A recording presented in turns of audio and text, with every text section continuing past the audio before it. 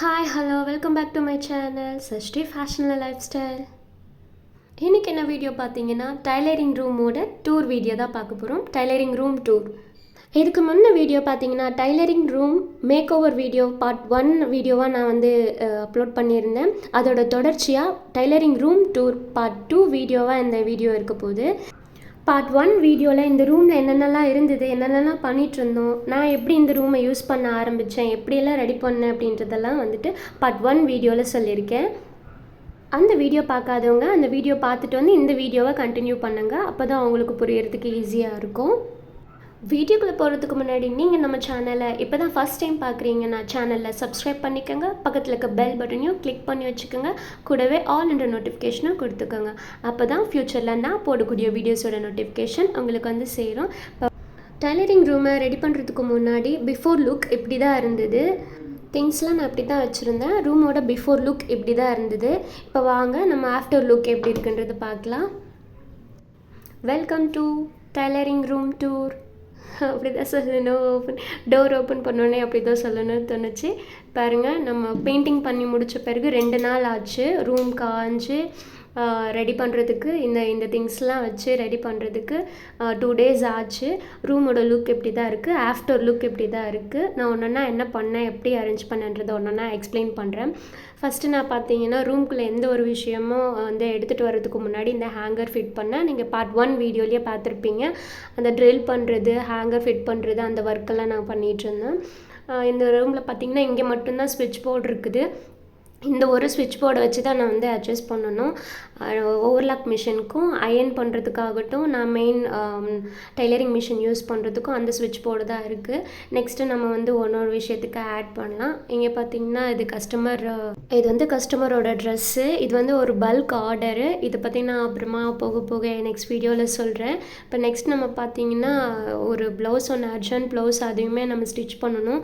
இந்த room ready பண்ணிவிட்டு இந்த ப்ளவுஸை தான் நான் ஃபஸ்ட் டைமாக நான் ஸ்டிச் பண்ண போகிறேன். நாளைக்கு அதை அர்ஜென்ட்டுன்னு சொல்லி கேட்டிருக்காங்க. அதை நான் கொடுக்கணும். இங்கே பார்த்தீங்கன்னா இது குப்பை, அது வெளியில் போடணும். இப்போ நம்ம ஃபஸ்ட்டு எடுத்தோடனே லுக் ஒன்றா நான் எக்ஸ்பிளைன் பண்ணுறேன். டோர் ஓப்பன் பண்ணோடனே இப்படி தான் இருக்குது அதோடய வியூவு. பார்த்திங்கன்னா ஒரு ஃபேன் இருக்குது, 3 ஷெல்ஃப் இருக்குது. வென்டிலேஷனுக்கு ஒரே ஒரு விண்டோ கொடுத்துருக்காங்க இந்த ரூமில் இருக்குது. இப்போ என்னோடய லெஃப்ட் சைடில் பார்த்தீங்கன்னா என்னோடய மெயின் மிஷின் போட்டிருக்கேன். என்னோடய ஆப்போசிட்டில் பார்த்தீங்கன்னா நான் கட்டிங் டேபிள் போட்டிருக்கேன்.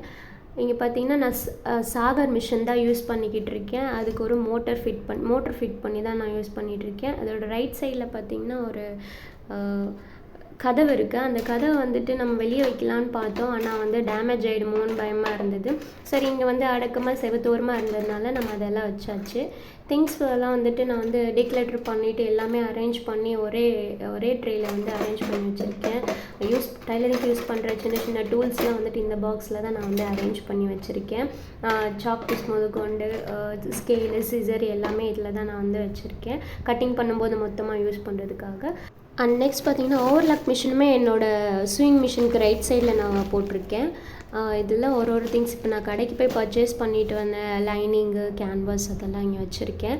இங்கே நான் டூல்ஸ்லாம் எப்படி நான் அரேஞ்ச் பண்ணியிருக்கேன், என்னோடய திங்ஸ் எப்படி அரேஞ்ச் பண்ணியிருக்கேன்னு பார்த்தீங்கன்னா மொத்தமாக டிக்ளட்டர் பண்ணிவிட்டு என்னென்ன திங்ஸ் தேவையில்லையோ எல்லாத்தையும் சுருட்டி மொத்தமாக எடுத்து போட்டு குட்டி குட்டி பாக்ஸில் எல்லாம் போட்டு வச்சுருக்கேன். நான் இது பார்த்தீங்கன்னா நம்ம குன்பின் ஒரு டப்பாவில் போட்டிருக்கேன். அப்புறம் ஹூக்ஸ் இருக்குது, நாட் வச்சுருக்கேன், பீட்ஸு, லேஸு, இந்த ஸ்டோன் லேஸ் எல்லாம் மிச்சம் ஆகுறது, நமக்கு ப்ளவுஸுக்கு தேவையானதும் வாங்கி வச்சுருக்கிறதுலாம் இருக்குது. பிக்கோ பண்ணுற அந்த நரம்பு இது எல்லாமே நான் போட்டு வச்சுருக்கேன்.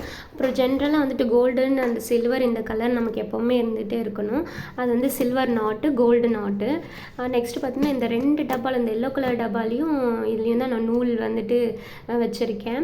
இந்த கல் பார்த்திங்கன்னா நான் கட்டிங் பண்ணும்போது நமக்கு வெயிட் வச்சுக்கணும், கிளாத் மேலே வெயிட் வைக்கிறதுக்காக அந்த கல் யூஸ் பண்ணுறேன். இதில் பார்த்திங்கன்னா பென்சில், ஸ்க்ரூ ட்ரைவர் அந்த மாதிரி ஏதோ சின்ன சின்ன திங்ஸ் வச்சுருக்கேன். எதையுமே எனக்கு தூக்கி போட மனசு இல்லை, அதெல்லாம் நான் எடுத்து வச்சுருக்கேன்.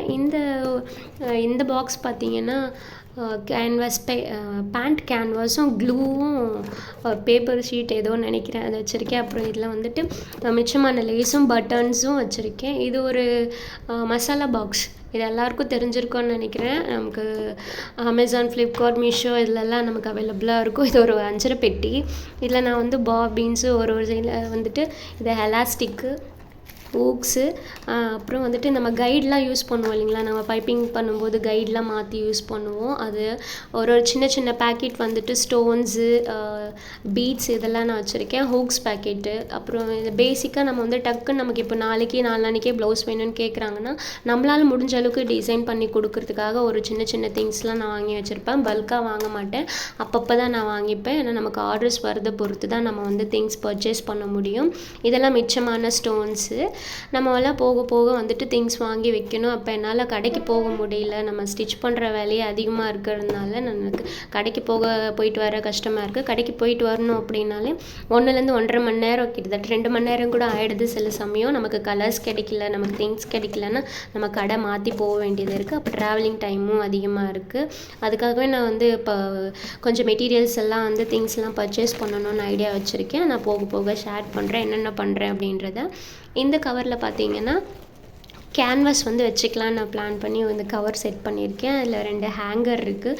மிச்சமான கேன்வாஸ்லாம் இதில் வச்சுருக்கேன். ஏதாவது கட்டிங்க்கு தேவைப்படுற சார்ட் பேப்பர், அதாவது பேட்டர்ன்லாம் ஏதாவது போட்டு நம்ம ஷீட் கட் பண்ணோம் அப்படின்னா அதுக்கான வந்துட்டு சார்ட் பேப்பர் வச்சுருக்கேன். கேன்வாஸ் வந்துட்டு தீர்ந்து போச்சு, பேப்பர் கேன்வாஸு. இப்போ நான் லைனிங் வாங்கும்போது இதையுமே சேர்த்து நான் 2 மீட்டர் வாங்கிட்டு வந்திருந்தேன். அதையுமே இந்த கவரில் வச்சுட்டு நான் எடுத்து வச்சிடுறேன். இப்படி தான் வந்துட்டு நான் வந்து அரேஞ்ச் பண்ணியிருக்கேன். நிறைய திங்ஸ் வந்துட்டு டிக்ளேட்டர் பண்ணேன். அந்த டிக்ளேட்டர் பண்ணுற அந்த வீடியோலாம் எடுக்கணும்னு தோணவே இல்லை. ஏன்னா ரொம்ப வேலைங்க போய்கிட்டே இருந்தது. பெயிண்டிங் ஒர்க் போயிட்டு இருந்ததுனால, ஆளுங்கள்லாம் இருந்ததுனால நம்ம அதை வீடியோ எடுக்கிறது, ஃபோன் எடுக்கிறது அந்த ஒர்க் அந்த தோணவே இல்லை.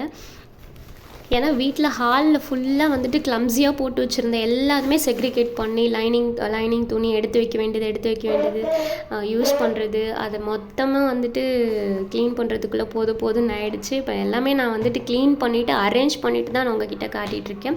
இப்போ நம்ம இந்த ப்ளவுஸை ஸ்டிச் பண்ணணும் இல்லைங்களா. இப்போ நான் இந்த ஒரு ட்ரே எடுத்தேன். இந்த ட்ரேலேயே நான் வந்து எல்லாமே வச்சுருக்கேன். Marker, scissor, French curve scale.